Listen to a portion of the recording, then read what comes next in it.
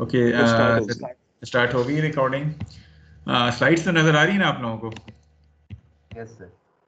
Yes sir. Okay, so again तीसरी दफा इसको रिवाइज करते हैं, रिफ्रेश करते हैं। Let's consider a particle which is moving along a curved path, and in order to define the position of this particle we have defined this position vector r. Now in fact, once the particle is changing its position along this curve, then this position vector r is basically changing both its magnitude as well as its direction. So at one instant this particle is located at this position p. At the next instant, say this particle has located to a new position which is being represented by p dash.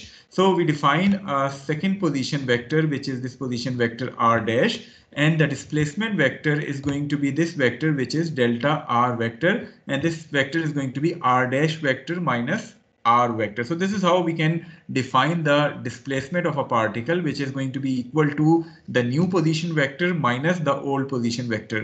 And since both r dash and r are vector quantities, so it is not simply 5 minus 3 equal to 2.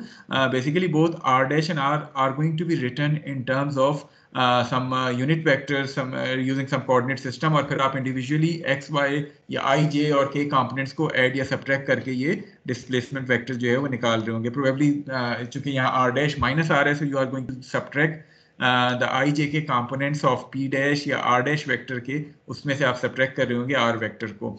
So this is how you can define the displacement of a particle which is traveling along a curved path. जहाँ तक ताल्लुक velocity का है, तो velocity के लिए हमने जिस तरह last time straight line path की बात की थी, the average velocity is going to be delta R over delta T.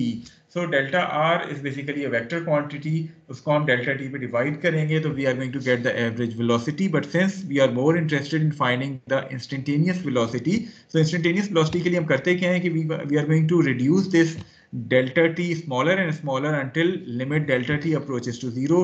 So the instantaneous velocity is going to be v equal to limit delta t approaches to 0 delta r vector divided by delta t, and by the definition of a derivative, this is basically v vector equal to dr vector divided by dt. यानी जब भी आपके पास r vector as a function of time के तौर पे define हो, you are going to differentiate it once in order to find out the velocity vector.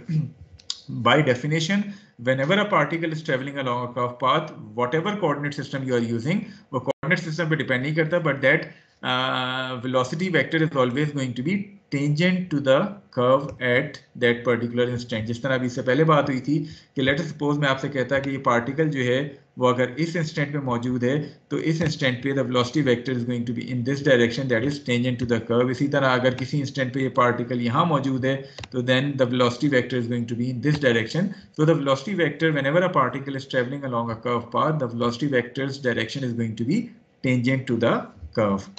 इसी तरह अगर हम acceleration की बात करें, if the particle has a velocity v when it is at position p, and it has a velocity v dash once it moves to position p dash, यानी ये particle जब इस position पे था तो this is its velocity vector. इसी तरह जब ये particle p dash पे पहुंचा, तो let us suppose that its new velocity vector is v dash.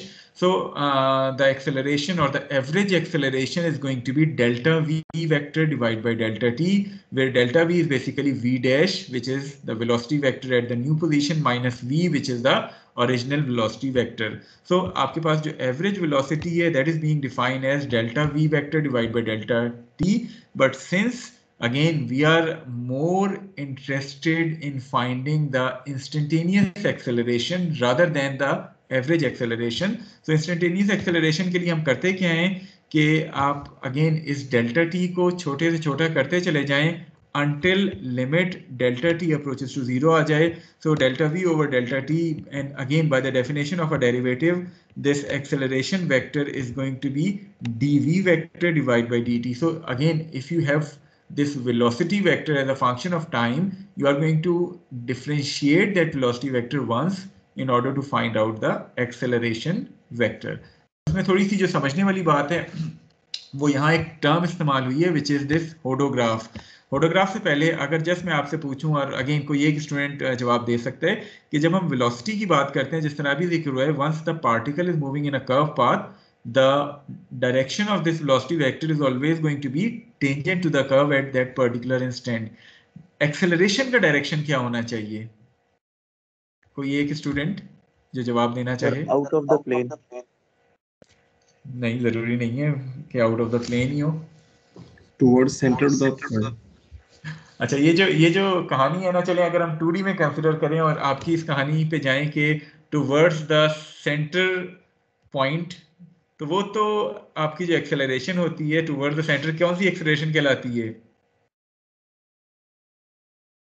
Centripetal acceleration. Centripetal acceleration कहलाती है।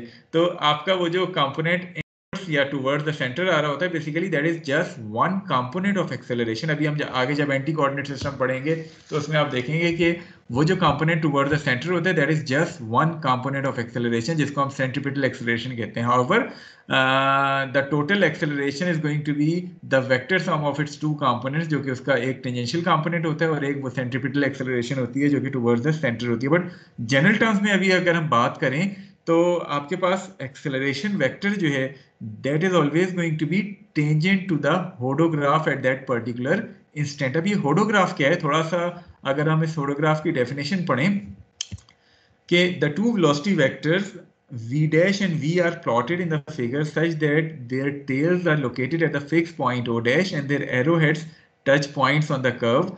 this curve is called a hodograph। थोड़ा सा आप जरा गौर से इधर देखें। सपोज मैं आपसे कहता हूं कि आपके पास एक पार्टिकल है which is traveling along this curve path and at various instants इसके जो वेलोसिटी वेक्टर्स हैं वो आपको गिवन है कि एक इंस्टेंट पे वेलोसिटी वेक्टर इसका सपोज ये v1 वेलोसिटी वेक्टर है, अगले इंस्टेंट पे ये v है, उससे अगले इंस्टेंट पे ये v2 है या v डैश है एंड सो ऑन। तो आपको हर इंस्टेंट पे वेलोसिटी वेक्टर्स पता है कि ये मैग्नीट्यूड और डायरेक्शन वाइज क्या है। होडोग्राफ किस तरह बनता है कि आप इन तमाम वेलोसिटी वेक्टर्स को एज पर स्केल, कोई ना कोई स्केल रखे एज पर देयर डायरेक्शंस, एक ही कॉमन टेल पे रख के ड्रॉ करें। मसलन जैसे आप यहाँ देख रहे हैं, यहाँ ये वेलोसिटी वेक्टर v ड्रॉ हुआ हुआ है, इसी तरह velocity vector v dash draw हुआ हुआ है, या अगर मैंने वेलोसिटी वेक्टर v1 ड्रॉ किया था उसको भी मैं किसी ना किसी स्केल पे रख के मैग्नीट्यूड और डायरेक्शन के हिसाब से ड्रॉ करूं, तो ये तमाम के तमाम वेलोसिटी वेक्टर्स को मैंने कॉमन टेल पे रख के एक ही पॉइंट से जो है वो उनको as per scale and direction जो है वो ड्रॉ कर दिए। जब मैं इन तमाम वेलोसिटी वेक्टर्स के एरो हेड्स को ज्वाइन करूंगा तो मुझे जो कर्व मिलेगी that curve is termed as a hodograph. तो होडोग्राफ क्या होता है? It is a curve which is being generated by drawing or by joining the arrowheads of all the velocity vectors once these vectors are being drawn from a single point, that is their tails are being placed at the same point o dash, और उसको मैंने scale और magnitude के हिसाब से draw करता चला गया और उनके एरोहेड्स को ज्वाइन करने से मेरे पास जो कर्व आएगा that curve is basically termed as the hodograph. And the acceleration vector is going to be tangent to the hodograph at each and every instant. मतलब मैं v1 की बात करूं तो यहाँ ये acceleration vector tangent to the hodograph आ गया, इसी तरह ये एक्सेलरेशन वेक्टर आ गया, ये एक्सेलरेशन वेक्टर आ गया एंड सो ऑन। जिस तरह वेलोसिटी वेक्टर जो है that is tangent to the curve, acceleration vector जो होता है that is basically tangent to the hodograph at that particular instant. तो जब कभी आपसे कोई होडोग्राफ, बेसिकली होडोग्राफ का टर्म आपको और आगे इस बुक में शायद कहीं नजर ना आए, जस्ट आपकी इन्फो के लिए बताया गया है कि होडोग्राफ क्या होता है। It is basically a curve which is being obtained by joining the arrowheads of all these velocity vectors once these vectors are being drawn from a common point, that is their tails are being placed at that common point और उनको अपने scale और magnitude के हिसाब से जो है वो ड्रॉ कर दिए। तो इस तरह आपको एक कर्व मिलती है जिसको हम होडोग्राफ कहते हैं। That acceleration vector is going to be tangent to the hodograph at each and every instant. क्या ऐसा हो सकता है कि किसी इंस्टेंट पे आपका जो होडोग्राफ की कर्व बने वो एग्जैक्टली वही कर्व हो जो कि ओरिजिनल आपकी कर्व थी? क्या ये पॉसिबल हो सकता है?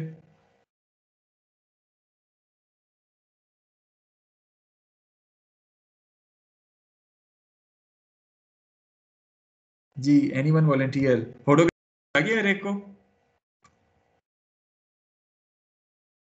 कोई एक स्टूडेंट जवाब दे दे। जी सर। अच्छा चलें, अब मैं आपको एक छोटी सी वो एग्जांपल देता हूँ। मैं कहता हूँ कि आपके पास एक पार्टिकल है जो एक प्योर सर्कुलर पाथ पे मूव कर रहा है विद अ यूनिफॉर्म वेलोसिटी, यानी उसकी वेलोसिटी की मैग्नीट्यूड में चेंज नहीं आ रही। That particle is travelling along a pure circular curve with a uniform velocity. अगर वो यूनिफॉर्म वेलोसिटी से ट्रेवल कर रहे हैं तो इट मींस कि आपके जितने ये वेलोसिटी वेक्टर्स बन रहे हैं ये क्या होंगे? मैग्नीट्यूड वाइज सेम होंगे। सो जब आप इन तमाम वेलोसिटी वेक्टर्स को कॉमन टेल से रख के ड्रॉ करेंगे तो होगा क्या कि आपके ये तमाम वेलोसिटी वेक्टर्स सेम मैग्नीट्यूड के हिसाब से ड्रॉ हो रहे होंगे। ऐसा ही है, जब आप इन वेलोसिटी वेक्टर्स को एक कॉमन टेल पे रख के ड्रॉ करेंगे और उनके हेरोइड्स को ज्वाइन करेंगे तो एक तरह से आपका ये जो होडोग्राफ बनेगा ये भी एक प्योर सर्कुलर कर्व बन जाएगा और आपका एक्सेलरेशन वेक्टर बेसिकली इस होडोग्राफ के टेंजेंट होता है। तो एक तरह से आपका पाथ भी सर्कुलर था और आपका जो होडोग्राफ बना है वो भी सर्कुलर बन गया। वजह क्या है कि that particle is travelling around a circular curve with a constant magnitude of velocity. उस सूरत में ये एक स्पेशल केस है जिसमें आपका होडोग्राफ भी एग्जैक्टली वही कर्व की शेप बन जाएगा। अदरवाइज अगर ये प्योर सर्कुलर कर्व नहीं होता तो डेफिनेटली आपके पास जो होडोग्राफ बनेगा that is also going to be different. Is it clear to all of you? Yes. Okay, now moving on to our main topic. अभी तो हमने सिर्फ जनरल टर्म्स की बात की थी कि किस तरह आप डिस्प्लेसमेंट, वेलोसिटी और एक्सेलरेशन को जो है वो डिफाइन कर रहे होते हैं without taking into account any specific coordinate system. Okay, now coming to our first topic, which is how to define the kinematics in terms of its rectangular components, और उसके बाद फिर हम थोड़ा सा बात करेंगे प्रोजेक्टाइल मोशन की, और न्यूमेरिकल्स जो हमने मेजर सॉल्व करने हैं वो आज इस प्रोजेक्टाइल मोशन की सॉल्व करने हैं।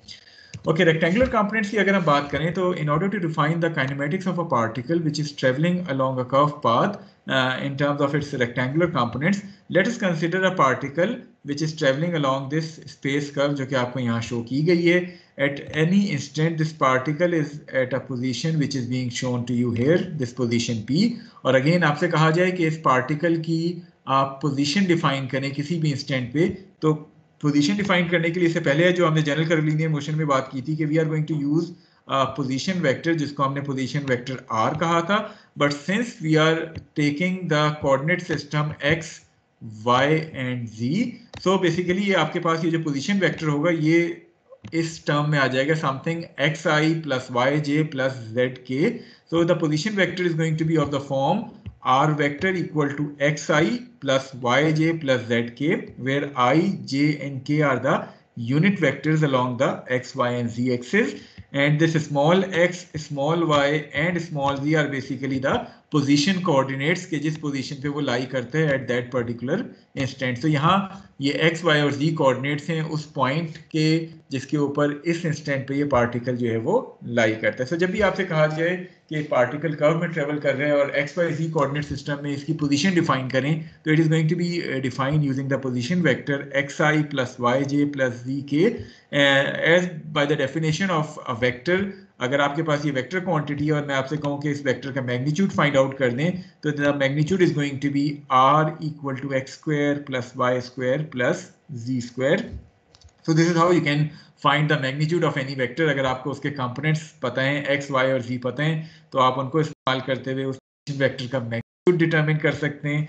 इसके अलावा अगर मैं आपसे कहूं कि इस पोजीशन वेक्टर का डायरेक्शन डिफाइन कर दें, इफ अगर तो ये 2D सिस्टम है तो फिर तो डायरेक्शन आप बड़े आराम से डिफाइन कर सकते हैं यूजिंग एंगल थीटा, कॉस और सॉरी टेंजेंट थीटा वाली आप चीज़ यूज़ करते हुए इस पोजीशन वेक्टर का थीटा डिफाइन कर सकते हैं। बट जनरली अगर 3 डायमेंशन है तो आप फिर थीटा के बजाय आप जो डायरेक्शन डिफाइन करने के लिए इस्तेमाल करते हैं वो आप बेसिकली यूनिट वेक्टर इस्तेमाल करते हैं। तो अगर आपको यूनिट वेक्टर किसी भी डायरेक्शन में फाइंड करने के लिए कहा जाए तो यूनिट वेक्टर क्या होता है, जो भी वो वेक्टर है उसको उसके मैग्नीट्यूड पे डिवाइड कर दें, you are going to get a unit vector in this direction. So अगर आपको पोजीशन वेक्टर r की डायरेक्शन में एक यूनिट वेक्टर डिफाइन करना है तो आप r vector divided by its magnitude कर दें तो you are going to get a unit vector in the direction of this r vector। so आपके पास ये एक यूनिट वेक्टर आ जाएगा ur जो कि इस r के डायरेक्शन को डिफाइन करता होगा। so this is how you can define the position of a particle once it is traveling along a curved path in terms of its rectangular components x, y, z components using unit vectors I, j and k। so कोई चीज जो आप position के हवाले से पूछना चाहें, क्योंकि x, y, z coordinate system आप ज्यादा फेमिलियर हैं तो हमने स्टार्ट काइनेमेटिक्स जो है वो इसी एक्स वाई जी कोऑर्डिनेट सिस्टम से की है। Anything which you want to ask regarding the position? इसके अलावा अभी हमने एक न्यूमेरिकल भी इस एक्स वाई जी कोऑर्डिनेट सिस्टम से रेलेवेंट सॉल्व करना है, तो प्रोबेबली अगर आपके कोई छोटे मोटे डाउट्स हैं भी तो वो उस न्यूमेरिकल को सॉल्व करने में जो है वो क्लियर हो जाएंगे। Okay, now let's suppose you are being asked to define the velocity of this particle. So velocity के लिए हमने क्या किया था कि इससे पहले अभी जब हम जनरल कर्वीलिनियर मोशन की बात कर रहे थे तो हमने कहा था कि जो velocity vector होता है v vector is basically equal to dr vector. So ये आपके पास velocity vector आ गया था dr vector divided by dt. ऐसे ही है, हमने velocity इसी तरह डिफाइन की थी जी. समझ आ रहा है सारों को? Yes. Okay, so in the previous slides we defined the velocity vector in general terms as v vector equal to dr vector divided by dt. So for this specific coordinate system which is the xyz coordinate system, अगर मैं आपसे कहूँ कि velocity vector find out करें कि ये particle किस instantaneous velocity से travel कर रहे हैं, तो वो क्या होगा कि आप इसी r vector को with respect to time जो है वो differentiate कर दें. So v vector is going to be dr vector divided by dt, that is d over dt xi, d over dt yj plus d over dt vk. अब मुझे एक और बात बताएं कि ये जो आपके यूनिट वेक्टर्स हैं i, j और k, क्या इनमें कोई चेंज आ रहा है with the passage of time, इनके मैग्नीट्यूड में, इनके डायरेक्शन में? Since they are unit vectors, so their magnitude is would remain to be equal to unity. जहां तक ताल्लुक इनके डायरेक्शंस का है, तो चूंकि आपके पास ये एक्स वाई और जी एक्सिस फिक्स हैं, ये एक्स वाई जी एक्सिस चेंज नहीं हो रही, सो हर इंस्टेंट पे इनके डायरेक्शन में भी कोई चेंज नहीं आएगी. देयरफॉर आप जब d by d t x i करेंगे तो एक तरह से i या j या k जो है ये बेसिकली कॉन्स्टेंट्स हैं, तो इनको आप बाहर कर लेंगे. dx बाई डी टी आपके पास x डॉट बन जाएगा, dy बाई डी टी आपके पास y डॉट बन जाएगा और dz बाई डी टी आपके पास z डॉट हो जाएगा. So the velocity vector is basically equal to vxi plus vyj plus vzk, where vx is x dot, vy is y dot and vz is z dot. जब भी हम dot की बात करते हैं, dot is basically the derivative with respect to time. So जब हम x dot कहते हैं तो it is basically equal to dx by d t. y dot का मतलब क्या है कि it is dy by d t और z डॉट का मतलब क्या है कि it is dz by d t. So whenever आपके पास एक position vector r equal to xi plus yj plus zk के तौर पे डिफाइन हो, जिसमें x, y और z तीनों आपके पास as a function of time के तौर पे डिफाइन हो, और आपसे कहा जाए कि वेलोसिटी वेक्टर फाइंड आउट करें, तो that velocity vector is going to be equal to x dot i plus y dot j plus z dot k. For example मैं आपसे कहता हूँ कि किसी इंस्टेंट पे आपके पास r जो है वो 3t square i plus 4t square j के तौर पे डिफाइन है, और आपसे वेलोसिटी फाइंड करने के लिए कहा जाए तो वेलोसिटी क्या हो जाएगी, 3t स्क्वायर i का जब आप डिफरेंशिएट करेंगे तो ये 6t बन जाएगा. इसी तरह 4t स्क्वायर को जब डिफरेंशिएट करेंगे तो ये 8t बन जाएगा. तो आपके पास अकॉर्डिंगली जो वेलोसिटी वेक्टर आएगा वो 6ti प्लस 8tj हो जाएगा. इसी तरह अगर कोई k कंपोनेंट भी है जो कि as a function of time के तौर पे आपको गिवन है, आप उसको एक दफ़ा डिफरेंशिएट करेंगे तो you are going to get vz, या जिसको हम z डॉट कह रहे हैं. सो whenever this x, y and z are defined to you as a function of time, you can write that position vector, differentiate that position vector once with respect to time. So you are going to get the velocity vector which is going to be of the form vxi plus vyj plus vzk, where vx, vy and vz are basically the first derivative of x, y and z with respect to time. अब आपके पास velocity vector जब आ जाए, तो जब भी कोई vector आपके पास मौजूद हो और मैं आपसे कहूँ कि उसका मैग्नीट्यूड फाइंड आउट करूँ, तो उसका मैग्नीट्यूड जो है वो उसके तीनों कंपोनेंट्स को स्क्वायर करके सम करके आप अंडर रूट लेंगे, तो we are going to get the magnitude of that velocity vector. और जिस तरह अभी हमने बात की थी डायरेक्शन के लिए, जनरली 2D में तो हम टेन थीटा वाला फॉर्मूला यूज कर लेते हैं कि tan theta is V Y over V X, तो इससे आपको वह एंगल निकल आता है 2D में. लेकिन जब 3D की हम बात कर रहे हो तो जनरली हम जो वेलोसिटी वेक्टर है उसका डायरेक्शन डिफाइन करते हैं using unit vector uv, which is basically equal to the velocity vector divided by its magnitude. ये तो आपको यूनिट वेक्टर मिल जाएगा, बट इन जनरल वेलोसिटी का ओवरऑल डायरेक्शन की अगर हम बात करें तो basically velocity vector is always going to be tangent to the path at that particular instant. So कुछ चीज जो आप वेलोसिटी के हवाले से पूछना चाहें, anyone volunteer?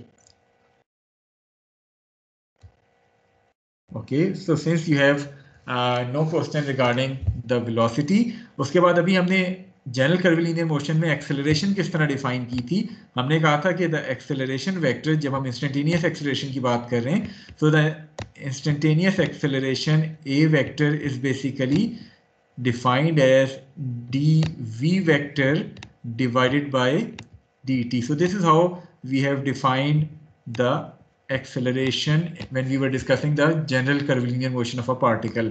Now with reference to this specific coordinate system, since v is defined to you as vxi plus vyj plus vzk, so जब हम acceleration की बात करते हैं तो acceleration is dv by dt which is equal to axi plus ayj plus azk, where ax, ay and az are the three components of acceleration along the x, y and z axis. As far as their magnitude is concerned, ax आपके पास एक और दफ़ा उस velocity vector का differential derivative ले रहे हैं with respect to time, इसी तरह उनके individual components का आप derivative ले रहे हैं. So ax is basically v dot which is equal to x double dot, ay is vy dot और y double dot, az is vz dot या इसको हम z डबल डॉट कह लें. सो अगर x, y और z जो पोजीशन वेक्टर के लिए आपने इस्तेमाल किए थे वो आपको as a function of time के तौर पे गिवन है, तो आप उसको एक दफ़ा डिफरेंशिएट करेंगे, you are going to get the velocity vector in terms of x dot I plus Y dot J plus z dot के.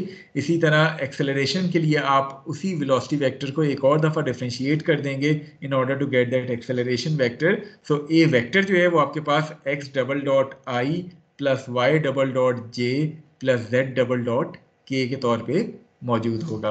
अब अगेन एक्सेलरेशन वेक्टर आपको मिल गया. अगर मैं आपसे कहूँ कि उस एक्सेलरेशन का मैग्नीट्यूड फाइंड आउट करें तो उसके तीनों कंपोनेंट्स को स्क्वायर करके सम करके आप अंडर रूट लेंगे तो you are going to get the magnitude of that acceleration vector. इसी तरह अगर मैं आपसे कहूँ कि उस एक्सेलरेशन वेक्टर का डायरेक्शन डिफाइन कर दें तो वो आप यूनिट वेक्टर यू ए की मदद से डिफाइन कर सकते हैं, जिसमें आपने ओरिजिनल एक्सेलरेशन वेक्टर को उसके मैग्नीट्यूड पे डिवाइड कर दिया तो आपको जो है वो उसका डायरेक्शन में यूनिट वेक्टर मिल जाता है. And by definition this acceleration vector is going to be tangent to the hodograph, not tangent to the curve. Velocity vector आपका tangent to the curve होता है, acceleration vector हमेशा आपका tangent to the hodograph होता है. Is it clear to all of you?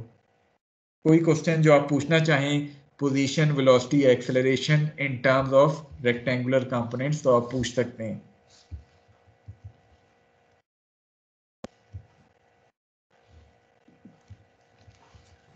Okay, सो चूंकि खामोशी है so I am going to assume कि ये डॉट वाले रिपीट कर दें प्लीज. क्या रिपीट कर दूं सर? ये v के ऊपर जब डॉट कर दो, x के ऊपर डबल डॉट.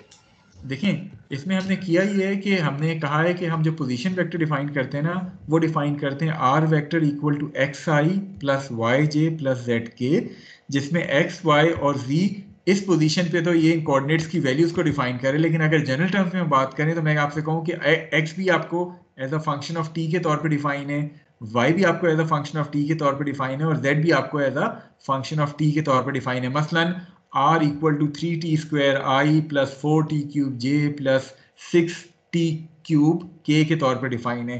अब मैं आपसे कहूँ कि वेलोसिटी वेक्टर फाइंड आउट करें तो वेलोसिटी वेक्टर के लिए जिस तरह अभी बात की है कि चूंकि तीनों x, y, z आपके पास as a function of time के तौर पे डिफाइन है, आप इनको एक दफ़ा डिफरेंशिएट कर लेंगे विद रिस्पेक्ट टू टाइम. जब हम with respect to time differentiate करते हैं तो जनरली हम उनको डॉट से रिप्रेजेंट करते हैं. डॉट का मतलब क्या है कि it is the first derivative of that term with respect to time. So x dot का मतलब क्या है कि dx by dt, y dot का मतलब क्या है dy by dt, z dot का मतलब क्या है कि dz बाई dt. सो अगर आपके पास x डिफाइन था 3t स्क्वायर के तौर पे तो आपके पास x डॉट क्या आ जाएगा, वो 6t आ जाएगा. इसी तरह y डिफाइन था 4t क्यूब के तौर पे तो y डॉट आपके पास 4t क्यूब का डेरिवेटिव लें, it is going to be 12t square, तो आपके पास y डॉट जो है वो 12t स्क्वायर हो जाएगा. सो फर्स्ट टाइम डेरिवेटिव को हम एक डॉट से रिप्रेजेंट करते हैं. इसी तरह जब एक्सेलरेशन की बात करते हैं तो हम इसी वेलोसिटी वेक्टर को दोबारा with respect to time differentiate करते हैं तो आपके पास डबल डॉट आ जाता है. डबल डॉट का क्या मतलब है, it is the second derivative of that term with respect to time. So x double dot का क्या मतलब है, d square x over dt square, यानी अगर आपके पास x 3t स्क्वायर था तो x डॉट 6t हो गया, x डबल डॉट जो है वो आपके पास 6 हो जाएगा.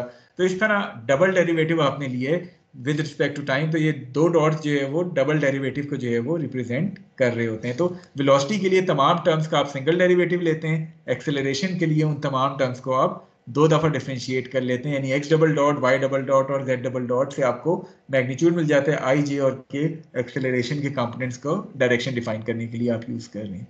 Is it clear? जी सर, थैंक यू। ओके, और किसी को इन डिस्प्लेसमेंट या पोजीशन वेलोसिटी और acceleration X Y Z components के हवाले से कोई इशू? अभी आप देखेंगे ये एक्स वाई जी कंपोनेंट्स हमने क्यों चूज किए हैं, क्योंकि इसमें ये टर्म्स ज़रा ज़्यादा सिंपल है। मसलन अगर मैं वेलोसिटी की बात करूं, और जिस तरह मैंने पहले भी जिक्र किया था कि जब आप इस टर्म को डिफरेंशिएट करते हैं d by d t x i, तो चूंकि उसमें आई जो आपका यूनिट वेक्टर है वो ना डायरेक्शन चेंज कर रहा है with the passage of time, ना उसके मैग्नीट्यूड में चेंज आ रही है bye the definition of a unit vector, तो इसलिए वो एक तरह से कांस्टेंट होके बाहर आ गया और D x by d T आपका एक्स डॉट बन गया है। अगले जो कोऑर्डिनेट सिस्टम है वो इस तरह इतने सिंपल नहीं है, जो एनटीवी कोऑर्डिनेट सिस्टम है या R theta V coordinate system है। वजह क्या है कि उसमें आपकी जो एक्सेस हैं वो हर इंस्टेंट पे चेंज हो रही होती हैं। अब जब एक्सेस चेंज हो रही होंगी अगले कोऑर्डिनेट सिस्टम्स में, तो फिर इशू क्या आएगा कि ये दोनों x और i with respect to time जो है वो चेंज हो रही होंगी। i नहीं, वहां कोई दूसरा यूनिट वेक्टर होगा, तो आपको इसको फिर दो टर्म्स होंगी जिनको टाइम के हिसाब से डिफरेंशिएट करना है। उस सूरत में आप किस तरह डेरिवेटिव लेंगे? कोई मैथमेटिक्स याद है कि अगर आपके पास डी बाई डी टी हो दो टर्म्स का और वो दोनों with respect to time change हो रहे हो, तो फिर किस तरह डिफरेंशिएट कर रहे होते हैं? Anyone volunteer? By dy chain. by dt multiply by dt by dx। नहीं, वो तो आप चेन रूल बता रहे हैं ना। अगर आपके पास d बाई डी टी है और आगे ब्रैकेट में a एंड b हैं, यानी दोनों a जो है वो भी with respect to time change हो रहा है, b भी with respect to time change हो रहा है, तो फिर उस पूरी टर्म का डेरिवेटिव किस तरह लेंगे? कौन सा रूल यूज करेंगे? प्रोडक्ट रूल बता दो। प्रोडक्ट रूल यूज करेंगे। और वो प्रोडक्ट रूल क्या है कि आप पहले एक को कांस्टेंट रखेंगे, दूसरे का डेरिवेटिव लेंगे, फिर दूसरे को कांस्टेंट रखेंगे, पहले का डेरिवेटिव लेंगे। सो अगर d by d T A भी है तो पहले a को कांस्टेंट रखा db बाई डी टी, फिर प्लस b को कांस्टेंट रखा da बाई डी टी। तो उस सूरत में चूंकि वो एक्सेस आपकी चेंज हो रही होती है, तो आपको फिर इन दोनों टर्म्स को डिफरेंशिएट करना पड़ता है with respect to time. X Y ji coordinate system में आसानी क्या है कि आपकी जो तीनों एक्सिस हैं एक्स वाई जी एक्सिस वो फिक्स हैं। अगर वो एक्सिस फिक्स हैं तो इसका मतलब है यूनिट वेक्टर्स अपना डायरेक्शन चेंज नहीं कर रहे किसी भी इंस्टेंट पे, और bye the definition of unit vector उनके मैग्नीट्यूड में भी चेंज नहीं आ रही, लिहाजा i, j और k यहाँ एज अ कांस्टेंट के तौर पे बाहर आ जाएंगे और आपके पास dx by d t, dy by d t और dz बाई डी टी होगा, जो कि x डॉट, y डॉट और z डॉट बन जाएंगे। I hope that this point is clear to all of you. Yes sir. चलें अब एक छोटा सा न्यूमेरिकल करते हैं, उसके बाद जिसमें हम इन्हीं टर्म्स की जो है वो बात करेंगे और फिर हम अपने मेन टॉपिक पे आते हैं प्रोजेक्टाइल मोशन वाले, और उसको फिर हम तकरीबन 10:30 तक कंटिन्यू रखेंगे। ओके, आपके पास एक पार्टिकल है which is this balloon, and this balloon is moving along a curve path as shown to you in the figure. At any instant the horizontal position of this balloon is defined by x equal to 8t. So आपके पास किसी भी instant पे ये जो x है ये as a function of time के तौर पे डिफाइन है, which is x equal to 8t, whereas आपके पास जो y है विच इज दिस y या पाथ फंक्शन जो है वो as a function of time के तौर पे डिफाइन नहीं है, rather y is defined to you as a function of x. ठीक है, so आपके पास एक balloon है which is traveling along this curved path as shown to you from A to B. At any instant x is defined to you as a function of time, whereas y is defined to you as a function of x rather than as a function of time. अब से कहा जा रहा है कि you need to determine the position, velocity and acceleration of this balloon after a time interval of 2 second. So 2 second के बाद ये बैलून जो है वो किस पोजीशन पे होगा, क्या उसकी वेलोसिटी होगी और क्या इसकी एक्सेलरेशन होगी। You need to determine these three things. Magnitude आपने फाइंड करने हैं पोजीशन के भी, वेलोसिटी के भी और एक्सेलरेशन के भी। अब इसमें इसको सॉल्व करने के दो तरीके हैं। पहला तरीका तो सिंपल तरीका है, आसान तरीका है, जिसमें आप करते क्या है कि चूंकि आपको x as a function of time के तौर पे डिफाइन है और आपने अगर फॉर्मूले देखे इससे पहले जो हम फॉर्मूलों की बात कर रहे थे वेलोसिटी की या एक्सेलरेशन की, उसमें सिंगल डेरिवेटिव और डबल डेरिवेटिव इन्वॉल्व थे, x dot, y dot, z dot या x double dot, y double dot या z डबल डॉट। वो डॉट्स किसको रिप्रेजेंट करते थे? They basically represents the derivative with respect to time. जब भी हम डॉट की बात करते हैं तो they are basically the derivative with respect to time. तो अगर तो मैं y को भी as a function of time बना लूं तो फिर मेरे लिए x डॉट y डॉट या x double dot y double dot find करना आसान हो जाएगा। So this is the first method जिसमें x तो मुझे as a function of time given है, अगर मैं y को भी as a function of time बना लेता हूँ rather than as a function of x तो मेरे लिए सॉल्व करना सवाल को आसान हो जाएगा। दूसरा मेथड क्या है जो कि थोड़ा सा कॉम्प्लिकेटेड है, लेकिन वो मेथड मैं आपको यहाँ इसलिए करवाऊंगा कि उस मेथड को आपने आगे भी कहीं इस्तेमाल करना होगा। वो मेथड क्या है, जिस तरह अभी आप में से एक ने चेन रूल का वर्ड जो है वो यूज किया था कि y आपको as a function of x के तौर पे अगर पता हो और मैं आपसे कहूँ कि y डॉट फाइंड आउट करें which is the derivative with respect to time, that is you need to determine dy by dt। तो उसके लिए आप करते क्या है कि dy by dx into dx by dt करते हैं, या चेन रूल जो है उसका इस्तेमाल कर रहे होते हैं। आई होप कि चेन रूल हर एक को थोड़ा बहुत याद है मैथमेटिक्स में, मैट्रिक एफएससी में जो आपने पढ़ा था। Yes, sir. ठीक है, चेन रूल क्या होता है कि अगर आपके पास सपोज यहाँ y as a function of x के तौर पे डिफाइन है और आपसे मैं dy बाई dt फाइंड करने के लिए कहूँ तो it is going to be dy by dx into dx by dt। तो एक तरह से आपका dx से कैंसिल हो जाएगा और फाइनल टर्म आपके पास dy बाई dt ही बचेगी। लेकिन आप चूंकि y as a function of x के तौर पे है तो आप पहले y को डिफरेंशिएट कर रहे होंगे विद रिस्पेक्ट टू x और फिर x को डिफरेंशिएट कर रहे होंगे विद रिस्पेक्ट टू टाइम। तो इस तरह आप चेन रूल का इस्तेमाल कर सकते हैं। दोनों तरीके अभी हम इस एग्जाम्पल में देखेंगे, आसान वाला भी जिसमें हम y को भी as a function of time बना लें और मुश्किल वाला भी जिसमें हम थोड़ा सा चेन रूल का इस्तेमाल करेंगे। So you have a particle which is travelling along this curve path, उसका x और y आपको गिवन है, x as a function of time, y as a function of x, और आपसे कहा जा रहा है कि you need to find out the position, velocity and acceleration of this particle after 2 seconds of time interval. Okay, सबसे पहले हम बात करते हैं पोजीशन की। Since x is given to us as a function of t, तो आपके पास t की वैल्यू, वो कंसर्न वैल्यू पुट कर लें which is 2 seconds, it will give you the value of x to be equal to 16 feet. इसी तरह y आपके पास as a function of x के तौर पे डिफाइन था, ऑलरेडी आपने ये x की वैल्यू फाइंड कर ली है t इक्वल टू 2 पे, तो आप यही x की वैल्यू यहाँ पुट कर दें, आपको y की वैल्यू मिल जाएगी which is 25.6 feet. So overall आपका 2 सेकंड के बाद जो पोजीशन वेक्टर बनेगा that is going to be xi plus yj which is 16i plus 25.6 j foot आ जाएगा। जहां तक ताल्लुक इसके मैग्नीट्यूड का है तो मैग्नीट्यूड के लिए आप किसी भी वेक्टर के उसके कंपोनेंट्स को स्क्वायर करके सम करके अंडर रूट करेंगे, तो यहाँ आपके पास ये जो पोजीशन वेक्टर है 16i प्लस 25.6 j, ये आपको मैग्नीट्यूड इसका 30.2 फुट मिल जाएगा। चूंकि ये 2D है, आपको वो यूनिट वेक्टर की ज़रूरत नहीं है। आप सिंपली, अगर मैं आपसे कहूँ इस पोजीशन वेक्टर r जो आपका बन रहा है which is basically this vector, इस पोजीशन वेक्टर r की मैं बात करूं, इसको चूंकि 2D में फाइंड करना है, या आप थीटा जो है वो फाइंड कर सकते हैं using tan inverse y over x। तो tan इनवर्स 25.6 ओवर 16 आप करेंगे तो आपको ये theta in terms of degrees मिल जाएगा, जो कि एक तरह से इस पोजीशन वेक्टर का डायरेक्शन इस एंगल में एक्स वाई कोऑर्डिनेट सिस्टम में डिफाइन कर रहा होगा। अदरवाइज अगर आप चाहें तो यूनिट वेक्टर भी यू आर की मदद से भी डिफाइन कर सकते हैं which is are vector divided by its magnitude, उससे आपको इसी डायरेक्शन में जो है वो एक यूनिट वेक्टर मिल जाएगा which is this vector u r. So I hope कि पोजीशन के हवाले से कोई किसी को डाउट नहीं होगा। जी, कोई पोजीशन के हवाले से कोई चीज जो आप चाहते हैं पूछना, you can ask. Okay, so position अगर क्लियर है, इसमें हमने वो चेन, इसमें हमने वो सिंपल इस्तेमाल नहीं किया। अदरवाइज आप यहाँ ये भी कर सकते थे कि जिस तरह अभी हमने बात की थी कि y को भी मैं x के बजाय t का फंक्शन बना लूँ। वो कैसे बनाएंगे, y is x square over 10, so x को मैं 8t पुट कर दूँ तो 8 8 are 64t square divide by 10। So यहाँ आपके पास y जो है वो भी t का फंक्शन बन जाएगा, और at the instant when t equal to 2 seconds, तो यहाँ आप जब t इक्वल टू 2 की वैल्यू डालेंगे तो आपको y की वैल्यू मिल जाएगी विच इज़ 25.6। सो इस तरीके से आप x और y फाइंड कर लें और उसको पोजीशन वेक्टर r में पुट कर दें, xi प्लस yj, आपको पोजीशन वेक्टर मिल जाएगा, उसका मैग्नीट्यूड और उसका डायरेक्शन आप डिटरमिन कर सकते हैं। Okay, now coming to velocity vector, जिस तरह अभी इससे पहले बात हुई थी, velocity vector is v vector equal to vxi plus vyj, where vx is equal to the first time derivative of x, that is x dot. इसी तरह vy is basically the first time derivative of y, that is y dot. अब y dot की जब हम बात करते हैं तो y dot is basically the derivative of y with respect to t।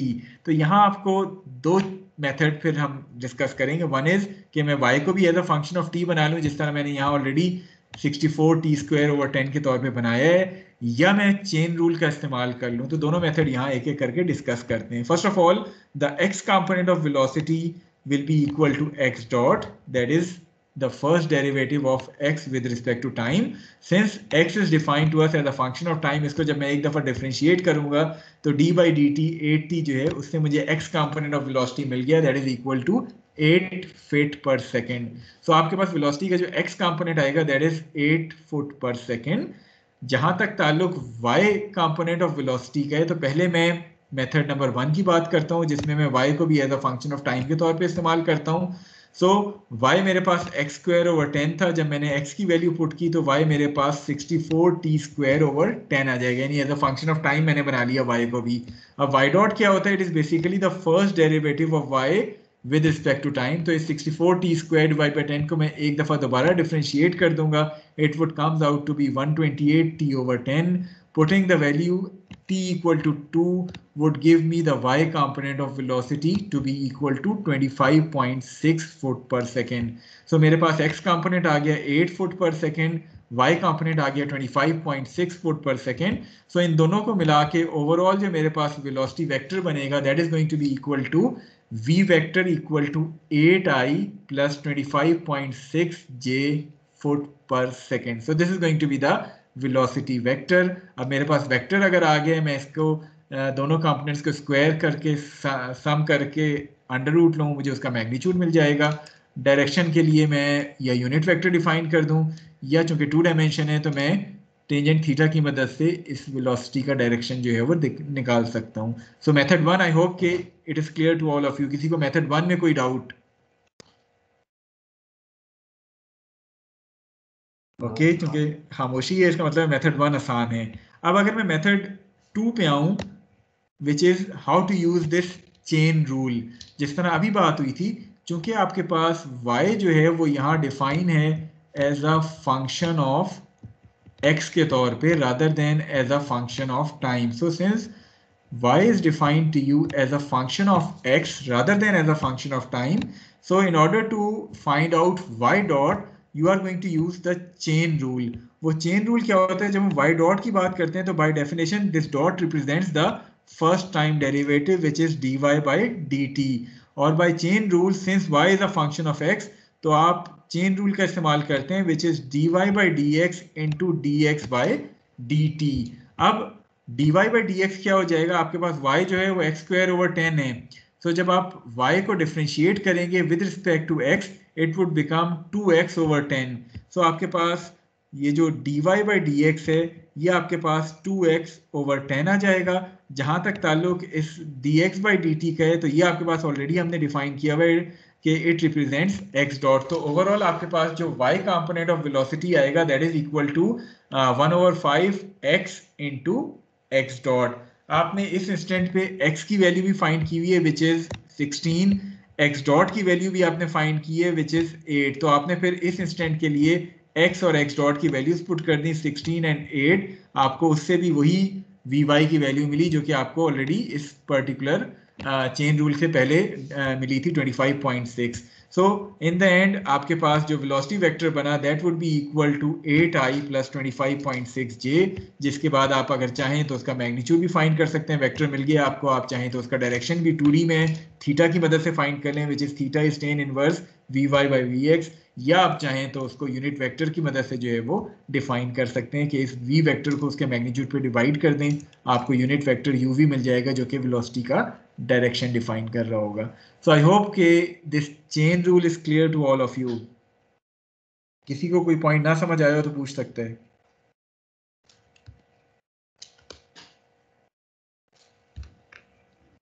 Clear है? Yes, sir. Okay, that's fine.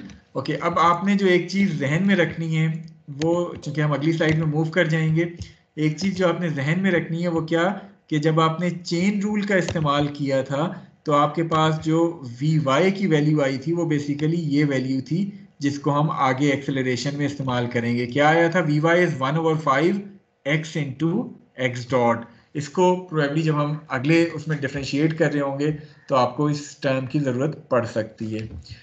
Okay, now coming to the acceleration term. Acceleration again जब हम अभी रेक्टेंगुलर कंपोनेंट्स की बात कर रहे थे तो the acceleration vector a is equal to dv vector divide by dt, और इन अदर वर्ड्स आपके पास एक्सेलरेशन वेक्टर जो था that was axi plus ayj plus azk, where ax, ay and az were basically the second time derivative x, y and z, that is x double dot, y double dot and z double dot. In other words, a vector is x double dot I plus Y double dot J plus z double dot k. यहाँ चूंकि दो dimension है, z coordinate या z axis involve नहीं है, तो आपके पास अकॉर्डिंगली जो एक्सेलरेशन वेक्टर होगा it is going to be equal to x double dot I plus Y double dot j. अब अगर मैं x डबल डॉट की बात करूं, पिछली स्लाइड अगर हम उस पर जाएं, x dot was the first derivative of 80 which was a constant thing. So जब x डॉट आपके पास कांस्टेंट आ गया तो x डबल डॉट क्या होना चाहिए? किसी कांस्टेंट को आप डिफरेंशिएट करें, क्या आता है आपके पास? जीरो। सो आपके पास एक्सेलरेशन का यहाँ x कंपोनेंट जो है वो नहीं आएगा। ax is basically equal to 0 since x dot was a constant thing, not a function of time. Therefore x double dot is going to be 0. So I hope कि x dot तमाम लोगों को clear है, यानी x component of acceleration जो है वो आपका इस केस में 0 आ रहा है because the original x function जो था वो सिंपल 8t था, तो उसको एक दफ़ा डिफरेंशिएट किया आपने 8 रह गया वेलोसिटी के लिए, एक और दफ़ा डिफरेंशिएट करेंगे तो वो 0 हो जाएगा। यहीं अगर आपके पास जो एक्सेलरेशन जो आपके पास ओरिजिनल x होता वो 8t के बजाय सपोज 8t क्यूब होता तो फिर आपके पास जाहिर है एक्सेलरेशन का कंपोनेंट आ जाना था, बिकॉज 8t क्यूब को जब आप एक दफ़ा डिफरेंशिएट करेंगे तो 8t cube means 8 3 24t square आपके पास वेलोसिटी आता और 48t आपके पास एक्सेलरेशन आ जाना था। लेकिन यहाँ चूंकि x was equal to 8t, उसको आप जब दो दफ़ा डिफरेंशिएट करेंगे तो you are going to get 0। That's why the x component of acceleration in this case is going to be equal to 0। Okay, जहाँ तक ताल्लुक y component of acceleration का है which is y double dot और the second derivative of y with respect to time. So अभी हमने जब पिछली स्लाइड पे बात की थी, अगर हम मेथड नंबर 1 पे जाएं तो आपके पास dy by dt आया था 128t over 10। इट मीन्स कि मैं इसको एक दफ़ा और डिफरेंशिएट कर दूं तो मेरे पास जो है वो एक्सेलरेशन का y कंपोनेंट आ जाएगा। सो 128t over 10 को जब मैं डिफरेंशिएट करूंगा तो it is going to be 128 over 10 और 12.8 आपके पास y कंपोनेंट आ जाएगा। सो x कंपोनेंट 0 है, y कंपोनेंट 12.8 आया है, सो ओवरऑल आपके पास जो एक्सेलरेशन वेक्टर आएगा that is going to be equal to 12.8j। In other words at this instant you are going to have one component of acceleration which is going to be towards the y axis. ये तो आपके पास acceleration का हमने method 1 इस्तेमाल किया था जिसमें y आपको as a function of t के तौर पे ही यूज कर रहे थे। अगर आप मेथड 2 जिसको हम चेन रूल कहते हैं उसका इस्तेमाल करें तो अभी पिछली स्लाइड पे अगर आपको याद हो हमने कहा था d यानी हमारे पास y डॉट आया था इस चीज के बराबर 1/5 x इंटू एक्स डॉट के बराबर। इसमें ये 1/5 या 2/10 जो है क्योंकि ये कांस्टेंट है, इसको मैं एक दफा दोबारा डिफरेंशिएट करूं, कांस्टेंट को मैं बाहर ले जाता हूं तो 2/10 आपके पास बाहर आ गया, x एंड x डॉट बचे। अब आपके पास x भी as a function of time है, x डॉट भी as a function of time के तौर पे हो सकता है, तो जब आप इसको डिफरेंशिएट करेंगे तो आप प्रोडक्ट रूल यूज करेंगे। प्रोडक्ट रूल क्या है कि एक दफा x को कांस्टेंट x डॉट का डेरिवेटिव, दूसरी दफा x डॉट को कांस्टेंट और x का डेरिवेटिव। सो आपने प्रोडक्ट रूल इस्तेमाल किया, x constant x derivative x dot हो जाएगा, सेकंड टर्म में आपने x डॉट को कांस्टेंट रखा, x का डेरिवेटिव जो है वो x डॉट हो जाएगा। सो दिस इज बेसिकली आपने प्रोडक्ट रूल की मदद से इन दोनों टर्म्स को डिफरेंशिएट कर लिए विद रिस्पेक्ट टू टाइम। अब आपको पता है कि x डबल डॉट जो है वो यहाँ फाइंड कर चुके हैं विच इज इक्वल टू 0। सो आपकी ये वाली टर्म जो है वो 0 हो जाएगी because of x double dot. x dot की वैल्यू आपने फाइंड की है विच इज 8, तो यहाँ से भी आपको ay की जो वैल्यू मिलेगी यूजिंग द चेन रूल आपको 12.8 फुट पर सेकेंड स्क्वायर ही मिलेगी। तो बेशक आप मेथड 1 इस्तेमाल कर लें जो कि ईजियर मेथड है जिसमें आपने y को फंक्शन ऑफ टाइम बना लिया है, या मेथड 2 इस्तेमाल कर लें जो कि चेन रूल का इस्तेमाल बताता है। दोनों मेथड से आपको सेम ay की वैल्यू मिलेगी। दोनों रूल्स बताने की वजह क्या है कि यहाँ सिंपली हम इसको मेथड 1 से भी सॉल्व करा सकते थे, लेकिन चूंकि कुछ प्रॉब्लम में अभी जब हम आगे जाएंगे आपको ये चेन रूल इस्तेमाल करना पड़ेगा, ये प्रोडक्ट रूल इस्तेमाल करना पड़ेगा। तो इसलिए मैंने कहा कि बेहतर है आपको यहीं इस प्रोडक्ट रूल को जो है वो थोड़ा सा एलेबरेट कर दिया जाए, ताकि बाद में किसी प्रॉब्लम में जब इसका इस्तेमाल आता है तो आपको मुश्किल जो है वो पेश ना आए।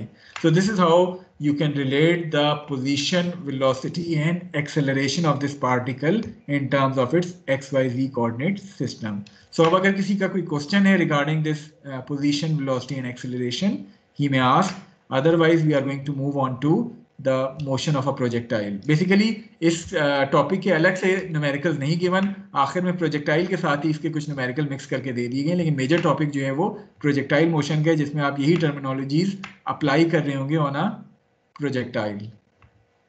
जी कुछ पूछना चाहते हैं तो काइंडली पूछ सकते हैं आप। सर जी तो देखें, अगर क्रेडिट आवर की ब्रेक ना मिले ना तो लाइक फोकस ना लाइक ड्विंडल करना शुरू हो जाता है। बात ये है, तो सर मिल सकती है इस तरह में ब्रेक? क्या चाहते हैं 5 मिनट की ब्रेक कर लें? जी सर बिल्कुल। चलें अभी बेशक आप रिकॉर्डिंग ना बंद करें। नहीं, फिर उस ब्रेक में रिकॉर्डिंग बल्कि अच्छा है रिकॉर्डिंग हम बंद कर देते हैं, ताकि रिकॉर्डिंग 2 पार्ट्स में हो जाएगी। किसी को डाउनलोड करना है तो थोड़ा सा आसानी हो जाएगी, बजाय इसके कि सिंगल 180 या 190 MB की फाइल डाउनलोड करें, और फिर अभी 80 की फाइलें हो जाएंगी, तो थोड़ा सा रिकॉर्डिंग डिसकंटिन्यू करके उन लोगों के लिए आसानी